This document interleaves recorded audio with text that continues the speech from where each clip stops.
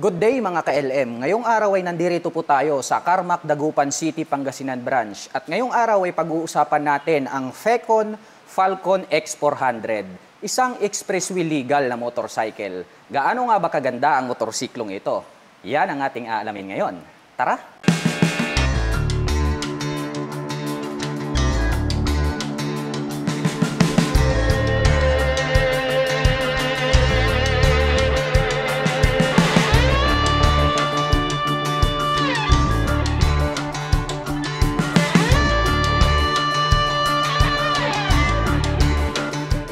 Isa po ang Fecon Falcon X400 sa mga pinaka-affordable na big bike nowadays. At ito pong ating nasa harapan ngayon, ito po yung kanilang classic motorcycle pero mayroon po siyang modern design. Very attractive po itong pagkakadesenyo nitong kanyang headlight. Dito sa gitna nagkaroon ng partition and black color, may nakalagay naman po rito na FKM. Meron po siyang additional LED rito po sa taas. Mayroon din po siya rito sa baba. So mayroon po siya ritong high beam and low beam. Napakaganda rin po itong nakalibot rito, no? Itong kanyang daytime running light. Asahan natin na napakaganda rin ng kanyang dating pagdating ng gabi. Dito po sa bandang itaas, nandirito naman po itong kanyang mga pointed na turn signals. LED na rin po yung kanilang ginagamit. Matte black color naman po itong kanyang cover, and then along with silver color dito po sa kanyang side cover. Mapunta naman po tayo rito sa kanyang front telescopic fork. Very attractive din mga ka-LM dahil nga po yung color nito is silver. And then ito po ay equipped with inverted telescopic fork. Kaya asahan po natin nakakapagbigay po ito ng more reliable pagdating po sa durability. And then in any road condition nakakapagbigay po siya ng outstanding na bouncing performance. Mayroon naman po siyang added reflector lights dito po magkabila. Visible naman po yan kapag kayo po ay magte-turn sa kanan at kaliwa. Maganda rin ito pong kanyang stock na front fender, two-tone color combination, glossy black, and then itong kanyang brace is metallic silver po siya. Pagdating po sa kanyang braking system, ito po ay equipped with dual rotor disc brake. Napakaganda rin mga ka-LM dahil nga po ito ay flower design along with two-pot caliper. Matte black naman po yung kanyang color. And then pagdating naman po sa mga sukat ng gulong, ito po ay may sukat na 110 by 70/17. Malapad na rin po itong kanyang stock tires. At ang kanya naman pong mags, very thick itong kanyang cast wheel. Matte black naman po yung kanyang color. Dumako naman po tayo rito sa bandang itaas. Silipin naman natin itong kanyang fully digital meter panel display. Napakalapad din, no? Malaki. So sure, dito makikita natin lahat po ng mga detailed informations na kinakailangan nating makita or malaman dito po sa ating motorcycle. Dahil nga po ang advantage nito is malapad na po itong kanyang screen display. And then ito pong kanyang handlebar dito sa harap is metallic silver. Ang ganda rin ng kanyang dating. Very flawless kasi nga po ito ay naked. At pagdating naman po sa mga button selector dito, mayroon po tayo ritong passing light. Mayroon po tayong mga button selector dito para po dito sa ating digital display. Nandirito yung ating high beam and low beam, turn signal selector at ang ating horn. Nandirito naman po itong ating clutch at ang kagandahan niyan, adjustable na po siya. So pwede po natin siyang i-adjust, depende po dun sa comfortability na kailangan natin sa biyahe. Sa kabila naman po, nandirito itong kanyang engine kill switch. May hazard na rin po siya. May turn on and off para sa kanyang headlight at nandirito naman po itong kanyang electric starter. Ganon din, nandirito po itong kanyang front brake and then adjustable na rin po siya.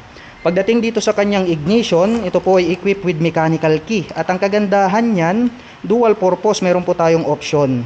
Ayan o, so equipped na rin po siya ng keyless system. Imagine mga ka-LM, classic big bike pero napaka-modern ng kanyang dating. So isang malaking advantage yan mga ka-LM. For safety purposes na rin itong kanyang remote. Dahil nga po, wireless connectivity na siya. Pwede natin siyang buksan, i-turn on and off using this smart key.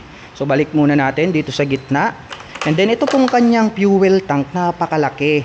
And then white yung kanyang color. Dito naman po sa side na to, may makikita tayo rito na 400. Yan po yung kanyang engine displacement.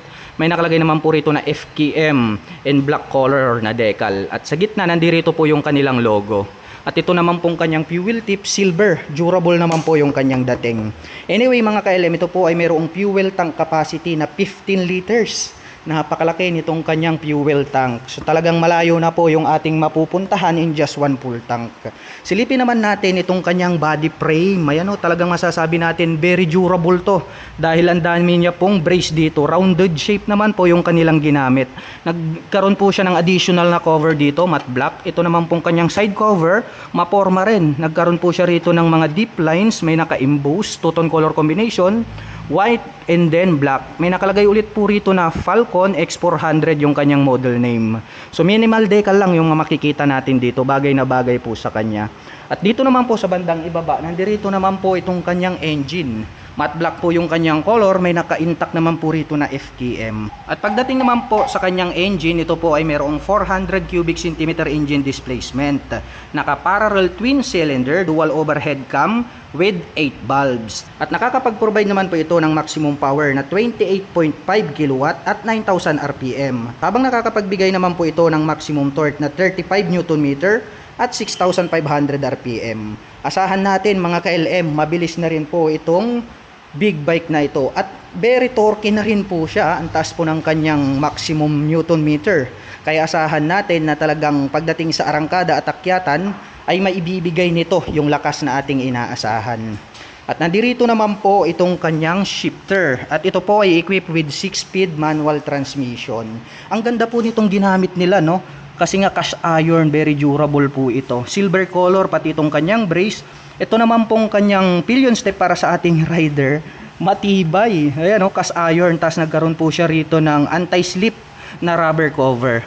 Nandirito naman po itong kanyang side stand. Napakakapal. Cast iron din, no? So hindi po siya magrarust. At dito sa bandang ibaba, nagkaroon po siya rito ng engine cover protector. So ito po, na-prevent po nito na matamaan po ng mga bato itong ating engine at maiwasan pong magasgas. At nandirito naman po itong kanyang radiator. Ang kanya naman pong radiator cover dito, two-tone color combination. Maporma rin yung kanyang dating.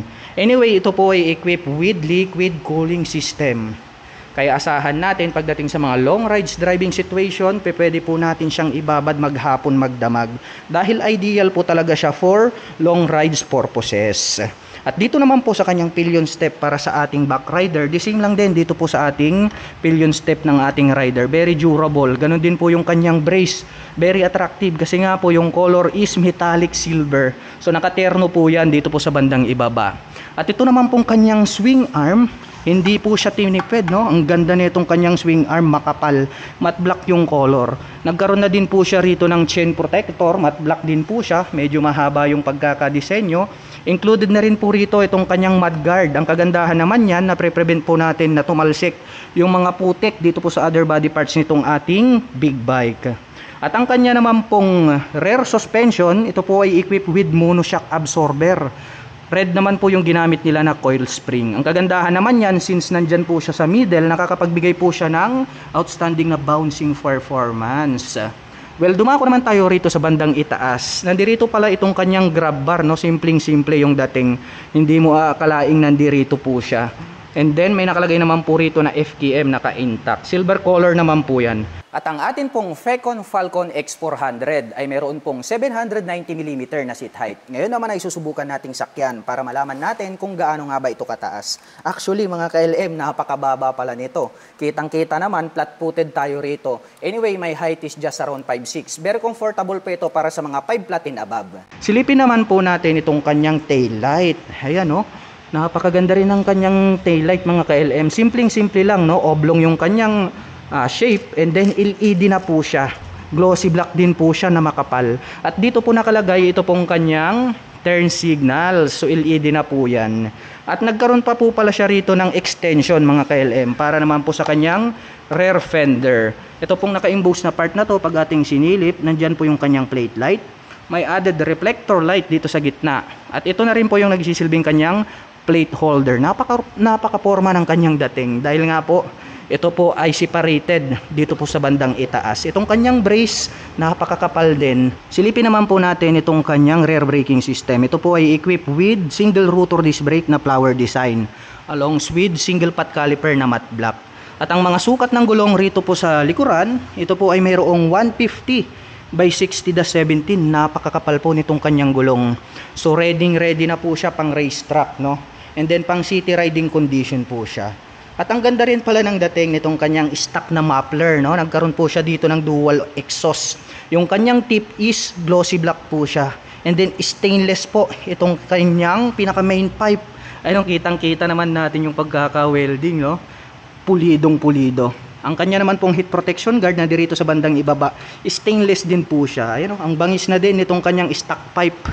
Masasabi natin na more reliable na po siya. At nandirito naman po itong kanyang foot brake. Cast iron na rin po yung kanilang ginagamit. Mapunta naman po tayo rito sa kanyang upuan. Itong kanyang upuan, maporma, no? Parang mayroon po siyang pagka-retro style dahil magkaroon po siya rito ng mga guhit-guhit. Mayroon din po siyang belt dito na pwedeng hawakan ng ating back rider. Matte black naman po yung color, and then yung comfortability nandirito, malambot mga KLM. Idagdag ko lang mga KLM, ito po palang kanyang braking system dito po sa harap at likod ay equipped na po siya ng ABS, also known as anti-lock braking system. Napakaganda pala nitong kanilang Fecon Falcon X400 at magugulat ka sa presyo dahil talagang very affordable. Dahil ito po ay mayroon lamang presyong 211,000 pesos ang kanyang SRP. At para naman po sa mga gustong kumuha ng hulugan ay kailangan mo lang pong mag-down payment ng 30,000 pesos. At pagdating naman po sa kanyang monthly installment, ito po ay mayroong 8,850 pesos sa loob ng 3 taon. At para naman po sa mga kababayan natin na nakapanood ng video na ito at interesadong maglabas nitong kanilang Fecon Falcon X400, ay maaari nyo po silang puntahan at bisitahin dito po sa Carmack, Dagupan City, Pangasinan. At para naman po sa mga gustong magpunta rito at bumisita, ang kanila pong operation time is starting 8 AM until 5 PM from Monday to Saturday.